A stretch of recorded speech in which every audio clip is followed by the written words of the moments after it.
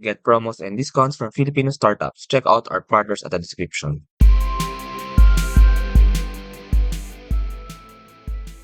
Wolf is a developer of many projects in the Hive blockchain. Among them are Splinter Royale and PM, a private messaging app for Hive. Hello, Wolf. Welcome to the Startup Podcast. How are you? I'm great. Thank you.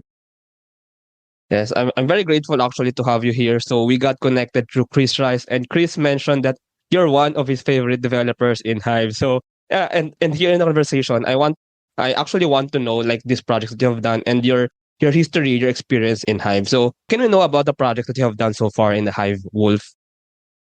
Yeah, so I guess the projects I've done were mainly developer focused. So I've done a lot of developer centric projects. But when I first joined Steam or Hive, it was first called Steam. I've been working on I was training myself to code, and the projects I came up with were just things I wanted to work on. And one thing you mentioned was the PM, or previously it was called Steam Chat.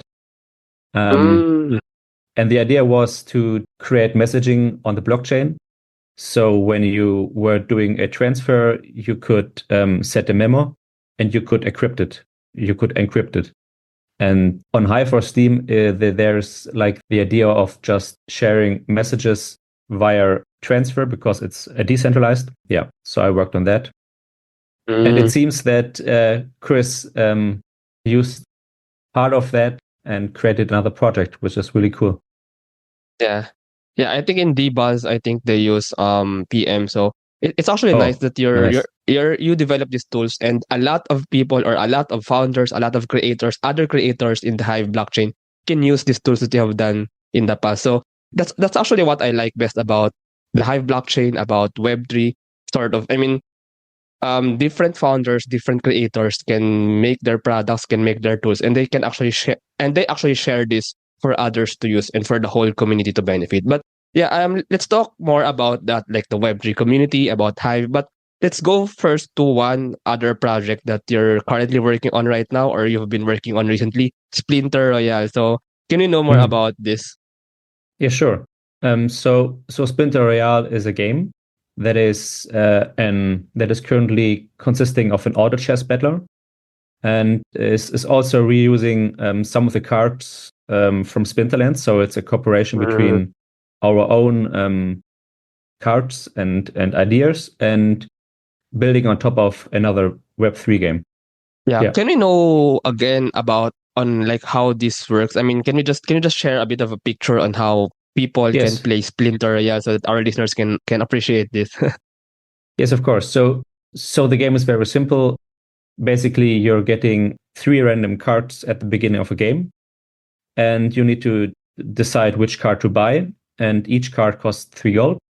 And when you buy it, you need to play it, and then you're going to be matched up with an opponent. And whoever wins, and then you can win or lose or draw. And your goal is to increase your board by buying more cards and combining 3 of the same to a gold card. And the cool thing about this is that the base game is, like I said before, is reusing parts of the Splinterlands cards. So if you're a Splinterlands player, you will know the cards. And I try to make sure that the new abilities, for example, there are cards that have melee attack, there are cards that have magic attack, and I try to be as close to the original as possible. But not all rules are, of course, applicable to the new game format.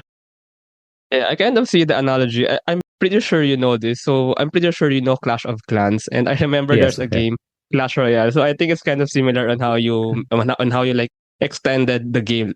So from Splinterlands, you created like a game that's still rooted from the original game, but it's like a different mechanic. It's like a different game altogether. So I think the use of the royal term, it's more of like a battle royale system or a battle royale game mechanic, changing from the previous one. But yeah, let's also talk about that.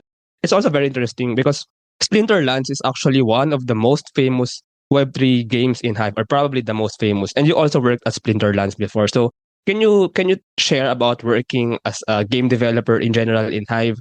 Can you share some of the experiences when you were working at Splinterlands? So can we know more about the Hive gaming community? Yeah, sure.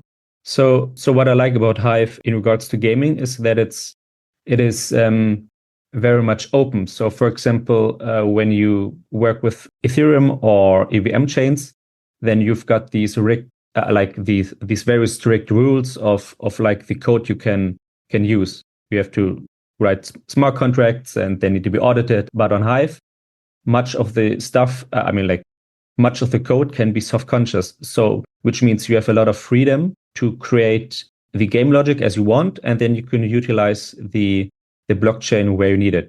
For example, with Splinter Royale or Splinterlands, you can buy packs and then you can open them. With Splinter Royale, that is still coming in the next 1 or 2 months.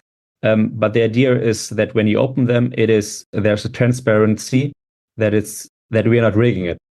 And for that, we're using the blockchain.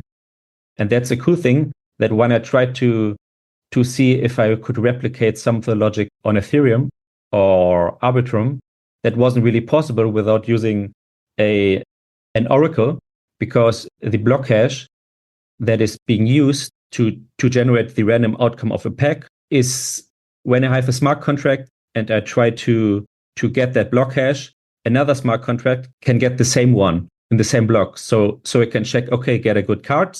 If yes, proceed the same transaction. If not, abort it. And on Hive, since I'm getting the blocks after they're processed, I can make sure that no one else has access to the block hash before I do. So after the person already opened the packs, I get the block hash of that transaction and I can make sure to generate the correct outcome out of it. I hope that makes sense on a technical level. Yeah, it makes sense. I mean, that's very technical even for me. Yes. But yeah, I get I get the concept. I get the logic that, and it's also amazing to hear that these different blockchain systems, for example, Hive, Ethereum, there are actual differences in how they work, specifically with like the smart contracts work that make you that such that you can only make some of this stuff in certain blockchains. So it's very interesting to hear that. Can I ask about the gaming community? I mean, have you had experience like dealing with gamers? I mean, like the people who actually play these games. I mean, what are their feedbacks with these games on Hive? Yeah, what's their experience? What's the experience of like people playing these games? So the gamers on Hive, I think they're very unique in the sense that maybe, let's say, traditional gamers, they're more focusing on the quote unquote fun aspects of the game. But gamers on Hive, because in some sense they're crypto natives, they want to be part of the game. So they want to direct the future of the game with governance tokens, and they want to be more deeply involved. So they want to play. For example, in Splinter Royale, I've got a bunch of people who are like passionate, really, really passionate gamers, but they're also interested in getting more involved and trying to build out the game better, rather than just, okay, I'm just a consumer and I'm just going to play, as it's like most of the time in Web2.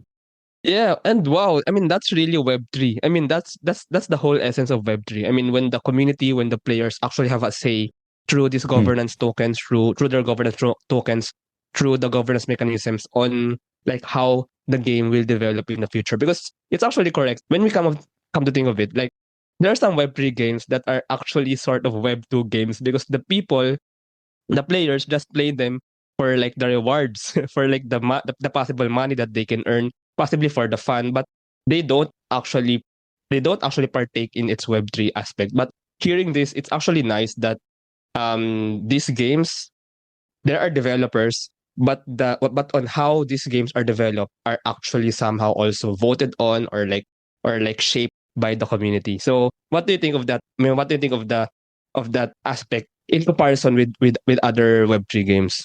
Mm-hmm. Yeah, I mean, you're making very good points in regards to like when we're talking about Web3 games, not every Web3 game is the same. For example, we have games like Axie Infinity that attracted a lot of players, and a lot of players were just in there to extract money. So when the token price dropped because there was infinite inflation, people left. But there are still a core group of players who support the game. And I think, going back to your question, the way that Splinterlands has done it, it has created a very strong group of players who are interested in the game and want to support us spiritually, finance, and etc. Yeah. Yeah, actually, that's a very important topic, like the tokenomics or like the economics of the game. Even before Web3, I remember some Web2 games. These are very Web2 games. Like for example, if you're familiar with, for example, this is just an example. Maybe other people can know. I mean, can relate to this. Neopets.com, for example. I mean, those Web2 games, they're very old, they're very traditional in the sense that there's just a group of developers creating the game and creating all in its background. And the players can actually, I mean, do not have a say. And those games actually had a problem with like currency inflation. I mean, the currency in the game. And it seemed to some players, including me, that hey, these creators don't care about us. So okay, I'm gonna stop playing. So it's actually very important even for players if the developers or the creators care for them, such that if the players want this to happen, want this economics to happen, the creators can like follow through. But anyway, enough with the gaming scene. So let's talk about Hive in general. How did you get into the Hive blockchain in general? I mean, how did you know about Hive or before Steam in general before? So how did you come into working as a developer for the Hive blockchain? So that's actually a fun story. The real story is that I was following a guy on Facebook who is known now as Stephen Lupkar. He's working at Swan, but at the time I was following him on Facebook about other stuff, and he was always posting about Bitcoin. And at some point in 2017, I was like, okay, I gotta check this out because I heard of Bitcoin before, but I never really got into it too deep. And then a few weeks later or a few days later, I don't remember, I found out about Steemit and Steam. And then yeah, I started blogging, and then I started learning to code, and then I started developing projects, and then like it was very slowly, but there was no plan. So a lot of this stuff I was working on, I was just looking at what I want to do, what I think would fit into its zeitgeist. But what's interesting is that over the time, what was previously Steam has changed a lot. So yeah. So before it was Steam, and yeah, it was centralized, and now it's Hive and it's completely decentralized. Yeah, it's actually, yeah. I mean, I've just heard the stories from the other Hive founders that I interviewed here. I want to ask later about that, but can I just ask? So you just learned programming, software development when you were exposed to the blockchain community, when you were exposed to Steemit or to Hive. Is that right? Is that right? Yeah. So I learned. I knew a bit of programming before, but I never really got too deep into it. So kind of the blockchain was my gateway to finding projects that kept me around to learn, because I think that's the most difficult part in learning to program, is to find something that you're going to stick to. And yeah, somehow Steam or Hive did it for me. It's actually your motivation. Yes. Motivation to learn and to keep on building, to keep on doing these projects. So how was it? How was it during like those years back then? I mean, I actually just learned about Hive very recently, and I'm pretty sure many people or many of our listeners just learned about Hive just recently. So can you just share about like those days back then? How was it? And you also became a Hive witness. So how was these days? How was these experiences?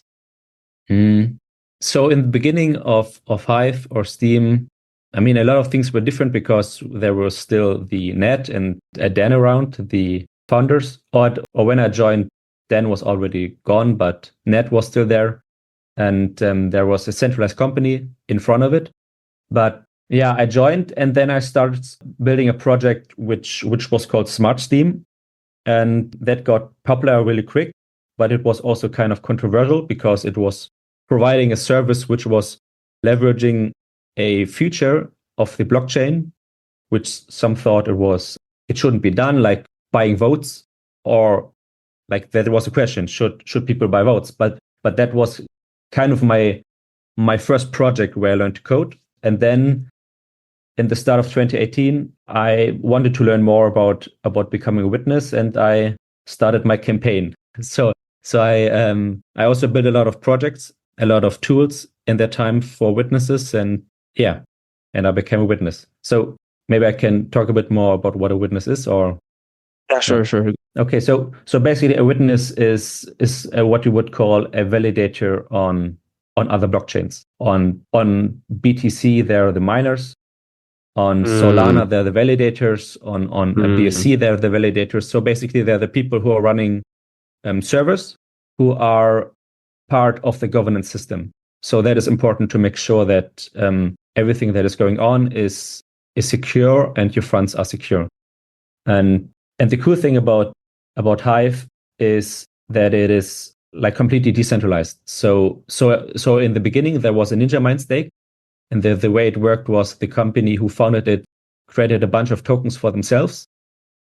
And when Hive was created, the community decided to just burn those tokens, or actually they were put into the DHF, so the proposal, if I remember correctly, in the proposal fund.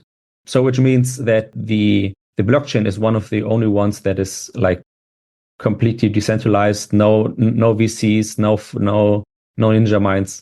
Yeah. Yeah, it actually makes a lot of sense. I mean, I've been hearing this from these Hive founders that I've interviewed, that Hive is probably the most genuine Web3 blockchain, probably the only real Web3, maybe. I mean, or one of the most real Web3. So, yeah, sharing this history, it actually gives some background on how this happened. But can I also hear your thoughts on that? I mean, what do you think actually ensures up to now that Hive is still very decentralized and is still very Web3? I mean, because like, for example, other blockchains, they're Web3, of course, but like on the decentralization aspect, there's some issues about that. But in Hive, it's really like one of the priorities of the community. Like the people really want to ensure like that the blockchain remains to be as decentralized as possible. So what do you think about this? So decentralization, of course, is a scale. So there's not like, I can't say, okay, this project is decentralized and this isn't. So some are more, some are less. For example, blockchains like Solana, they're decentralized, but probably not as much as Hive. And is Hive as decentralized as Bitcoin? Maybe not. But it's in that it's more towards Bitcoin than Solana. So the community isn't really deciding; it's just part of the code. So which means we don't have to decide at one day, okay, we are going to be decentralized. Since the code is law in this case, we could introduce a hard fork which makes it more centralized, but that would, at this point, it is so decentralized that it is probably always going to fail. And one of the reasons why what shows that Hive is a decentralized is that no central authority can decide to do anything. So if you have been if you have been looking at how Hive has a MetaMost, so that is similar like a Slack channel, and that is where we are like discussing things we want to work on. But a lot of that stuff is sometimes a bit chaotic, but that is also because it is decentralized. So one person has an idea and he really wants to push that idea. Another person says, no, I don't like that idea. Then they can continue to argue, or they can create a proposal, but there's nobody can say, I'm going to force this. He always has to go through the community. So in that sense, it is very decentralized. Yeah, that's also what I like best about Hive. And it's very interesting. I mean, for other blockchains or like for other companies in general, when you want to create something, like for example, you're someone on the lower levels, or you want to propose something, you want to implement something, it has to go through a ladder, through a hierarchy up to the topmost centralized entity who will confirm, who will agree on your proposal or not. What I like about Hive is that it's the community actually who decides on which projects and which proposals will get to be developed and will get to be funded. Speaking about this, can you share your story on how you work as a developer? How do you propose your ideas? How do you get your projects funded? And yeah, how is the life of being a developer that actually builds and actually gets compensated in Hive? Yeah, so I think there are three ways how someone can get compensated at developing on Hive. So the first thing is they can just post about it. So by by posting about it on Hive, people can vote on it, and then you get rewards for it. The second way is they can create proposals. For that, they need to pay a small fee. I think it was $10 worth of, 10 Hive dollars. They need to pay to create the proposal, and then people can vote for it or not. That is usually more difficult than writing posts because they need to reach a certain threshold. So they need to, it is a bit political. So you need to ask people, and then you need to like show them why that is a good idea. And for example, people like Chris Rice, who has been in this community for many years, like he has a good standing, and that's why the proposal also succeeded for DBus. So it is not that easy. And then the third way that I'm going, that is like being a witness and providing that service. And then also, for example, the projects I'm doing, for example, I'm still maintaining, I've coded the Hive.io website, or I'm maintaining some tools for witnesses. Those I'm not creating proposals for, but they are kind of being paid by me being a witness. So there are these incentives. Oh, I see. That's interesting. Can we know like the other projects that you have done, that you have developed, that you have built over the years? So we've talked about two PM, which was a bit old already, and Splinter Royale. So can we know some of the projects that you've worked on? Yeah, so like in the beginning, I worked on Smart Steam, but that was from 2018 to 2020, I think. And then in 2020, I worked on something called Inji, which was a social media platform. That the idea was that I wanted to create a social media platform where the posting is limited. So you were only able to post like 1 or 2 times a day. But at some point, I realized that I like social media, but I don't like it so much that I want to work on it I like working on it, but if you look at my profile on Twitter, I don't post every day. It's like I'm not the guy who posts every day. So someone who develops a social media platform should be able to post every day. True. and that's when I realized, okay, maybe I'm going to switch to a game, because that's also what I wanted to do my whole time. When CryptoKitties came out, I remember that I had to, okay, maybe I can do something with dogs. But at that time, I wasn't good enough as a developer, so I didn't do it. And then in 2020, I wanted to do a game, but AI wasn't around. So I had no way to like create assets. Now I have my wife who was creating beautiful assets, but at that time, and then I created Inji. So that was the progress. A lot of projects along the way. And over the time, I became much, much better as a developer. Yeah. And by the way, how do you learn? I mean, you mentioned that when you started, you're actually not that proficient in blockchain development. So how do you learn? I mean, do you self-study this, or do you have some materials, or do you have something you look at that where you learn, or you just learn on the go? You just learn on the process. So I recently also looked into EVM development, and one thing I always realize again is that what you think of how difficult it's going to be is far too high, because a lot of things are just getting in there and figuring it out, just testing it out. So for example, if you want to learn EVM coding, just get a tutorial and push a token contract to the testnet and then see how that works. And in regards to Hive, I think the best thing you can do is take an open source project, copy it, run it locally, and then add some things, like change some things around. Oh. So that's also how I learned myself to code. So I wanted to build a voting bot. So I took took one that was open source, I modified it, and that's how I learned. I think that's the best way. Oh, yeah, that's very nice to hear. It actually reminds me of like the Stack Overflow community. I mean, people just share their codes, people just teach you how to do this and that, and then you actually learn by getting those codes and like manipulating them yourself such that your code works. And you brought about a very important topic, open source development. So can we know your thoughts on this philosophy in general? I mean, I've been asking this in the previous Hive founders that I've interviewed. Like, I asked them about what do they think about open source projects, closed source projects. Some say there are like pros and cons for each. So can I ask, I mean, what do you think of open source development in general in contrast with like closed source development? So in general, I like it a lot, but I think it needs to be, there's a reason to do it and there are reasons not to do it. For example, the projects I'm working on, for example, Splinter Royale, they're not open source, because if I would open source them, somebody might just come in there and fork it, and I have a competitor that didn't have to create much work for it. But in general, open source is really great because it removes the ability for people to just take code offline and then it's gone forever.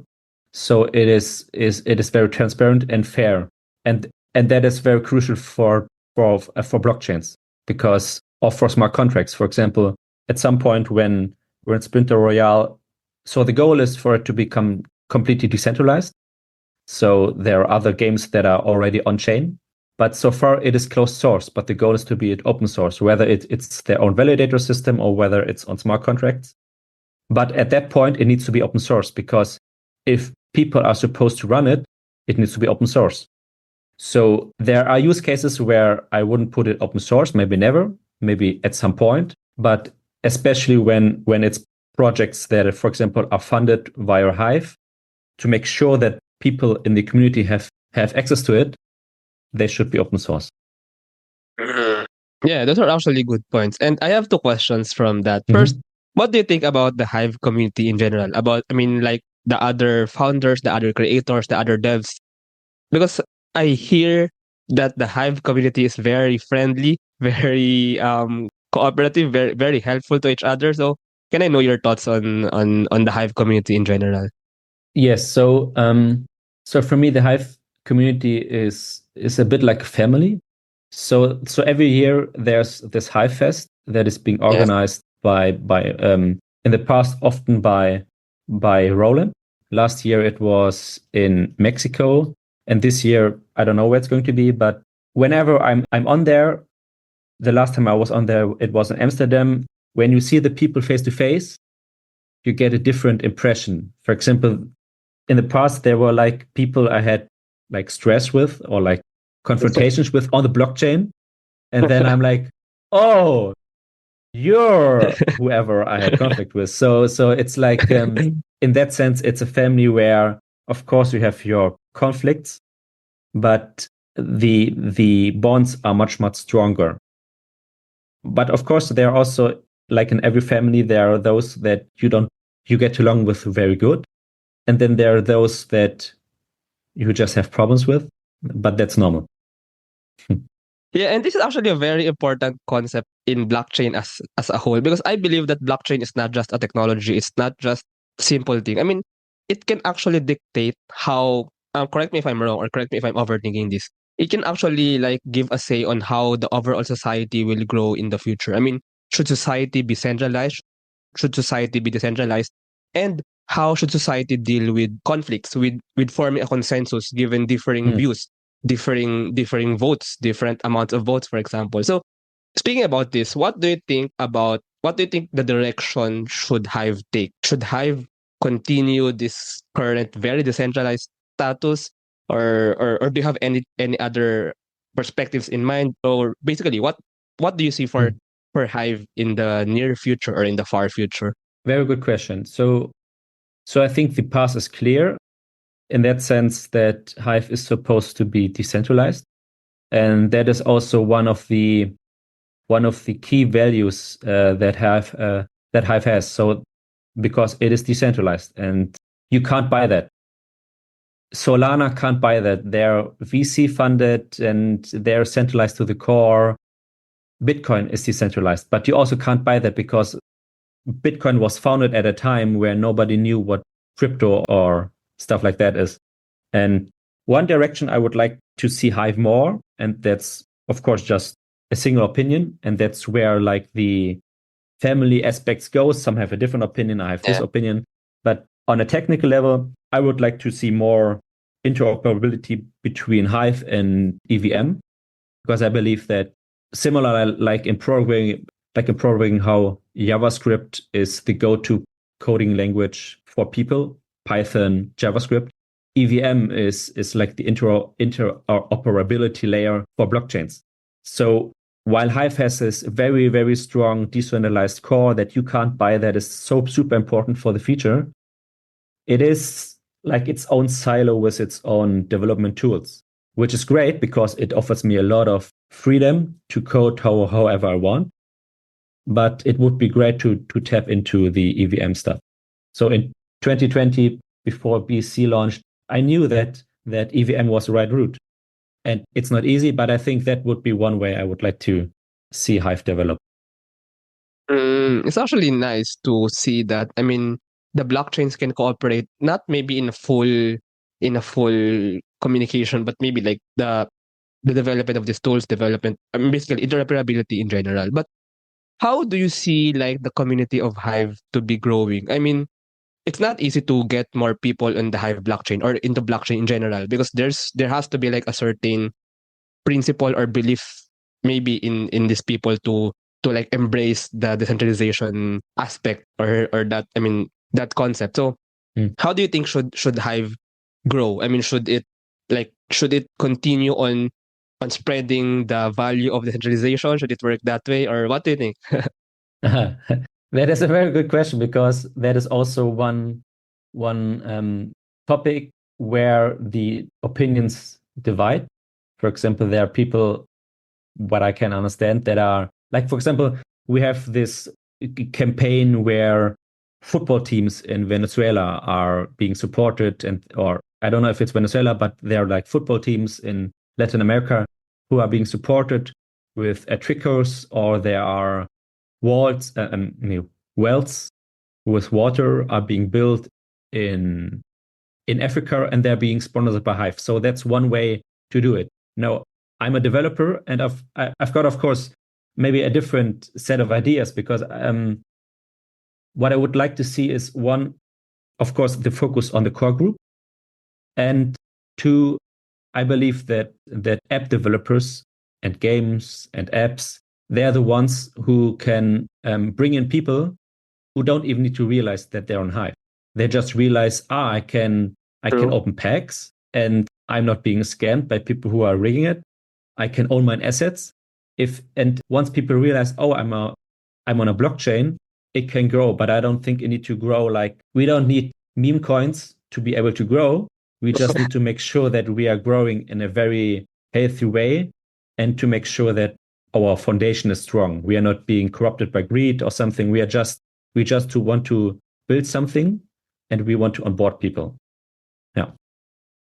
Oh, that's nice to hear. And as an outsider, I mean, I'm not really like a user. I use some Hive dApps recently, but I mean, I'm not like a part so far of the community. But like, with this point of view, I actually think that for people to really embrace the blockchain, to really embrace this concept, I think that the one that we talked about earlier, I mean, if, for example, in gaming, if the players, if the users, if the gamers do actually have a say on how the game will be developed, on how the game will be shaped, I think that's a very, very huge, I mean, point of, or first step for people to embrace Web3 and possibly the Hive blockchain. So I guess that's really the decentralization part here, especially in terms of governance. When people feel that what they say, or when people get to feel that they shape the community, that they get to shape like these certain projects, and the developers and the creators do react accordingly on how the community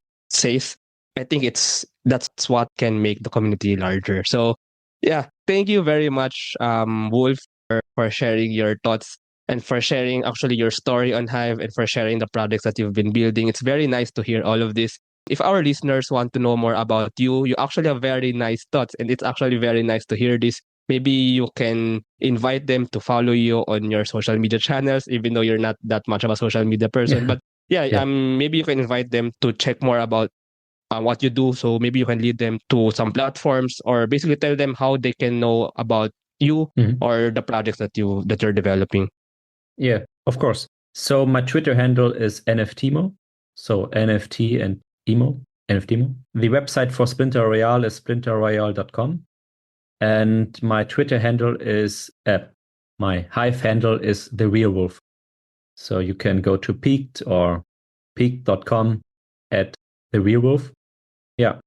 And thank you for inviting me. I think it was the first interview I have done, but I'm more of a like behind the scenes guy, but I enjoy the spotlight sometimes. So thank you very much. Yeah, and thank you also for being in this podcast. I mean, I also appreciate Chris Rice for inviting you guys. And actually, it's very nice to hear these thoughts of developers. Of I mean, not just of the business people or of the people in front of like these founders, these creators, but also like those real true developers working behind. So thank you for sharing your thoughts and thank you for sharing your perspectives on Hive and on Web3 in general. Thank you, Wolf. Thank you very much. Thank you very much to our 38 patrons. This episode is super powered by AskLex PH Academy, our official e-learning partner. Get certifications on Lean Six Sigma, project management, data science, and many more. Juan CFO services, bookkeeping and tax and payroll processing for startups and small businesses. Tuala, the next evolution of digital trust, privacy-focused digital experience for sharing identity information across Web 2 and Web 3 ecosystems. And Space Cebu, the biggest branch in the Philippines, global co-working space, meeting rooms, and private offices for startups, digital nomads, and freelancers. UBI Philippines, advocating universal basic income for Filipinos. Ignite Careers, career matching platform for Filipino talents and hiring companies in the outsourcing industry. Mami Q Super Pet App, the Philippines' first ever one-stop mobile app for pet products and services. DV Code Technologies, IT solutions specializing in software development, blockchain smart contracts, digital wallets, and cybersecurity. D-Buzz, Web3 microblogging app promoting freedom of speech and content ownership. Ben Joy's Food Products, the home of premium bacon ends, Tapa, and Tocino. Looking for buy and sell online with Sigurado sellers. NutriCoach, the all-in-one productivity tool for dietitians and nutritionists. And Podify Team, podcast launch, production, editing, and management company helping increase podcasters' efficiency. This episode is powered by Contakt RFID business cards, SeriousMD, Uplift Code Camp, Founders Launchpad, Packetworx, Board Prep, Zayls, and Pareto Consulting. Please support the podcast through the links in the description.